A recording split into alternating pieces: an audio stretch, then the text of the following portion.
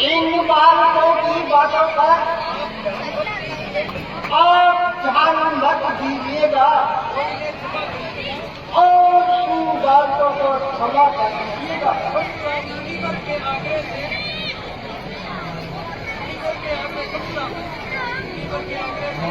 मुनीवर के आग्रह से इसको छोड़ ही देता हूँ। जितना भी मैंने क्रोध किया उसको वापस लेता हूँ।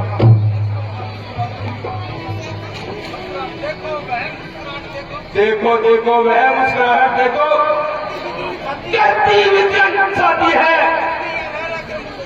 उसकी। यह रह रहकर मुस्कुराहट सीने में आग लगाती है।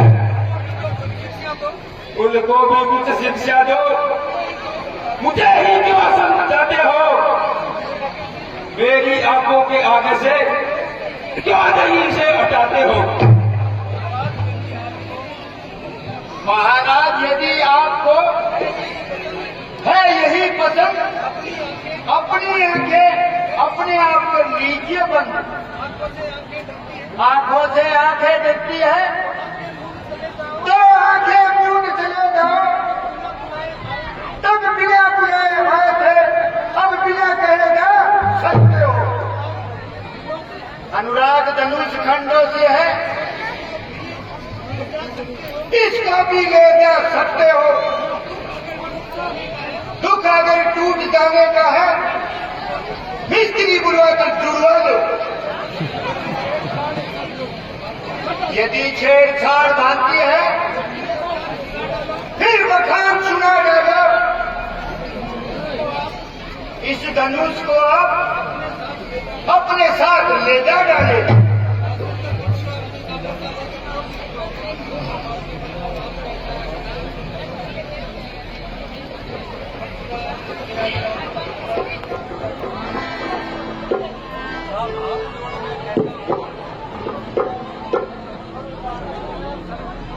हाथ जोड़ मैं कहता हूँ, क्षमा करे मुनिनाथ।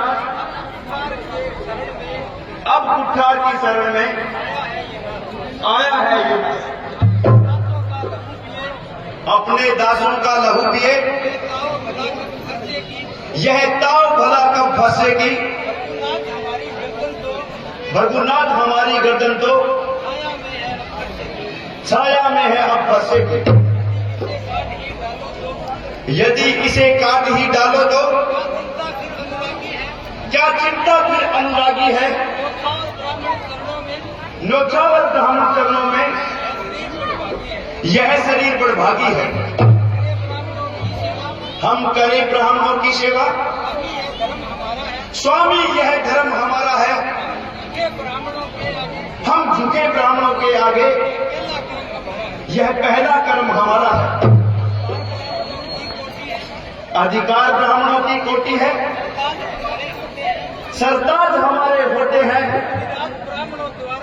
मुनिराज ब्राह्मणों द्वारा ही हर काम हमारे होते हैं। यह दया ब्राह्मणों की है, सीता से नाता जोड़ा है।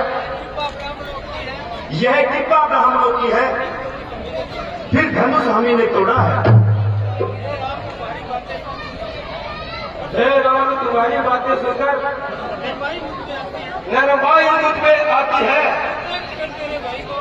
पर देख तेरे भाई को नरमाई मुझ में आती है।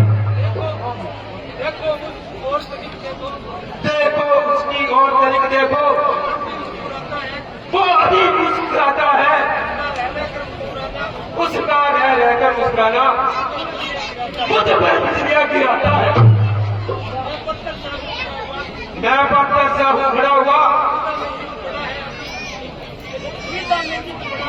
दुविधा में चित पड़ा है।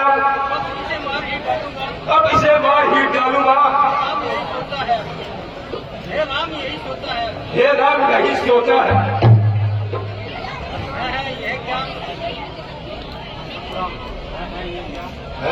यह क्या क्यों अब पाँव आगे न बढ़ता है।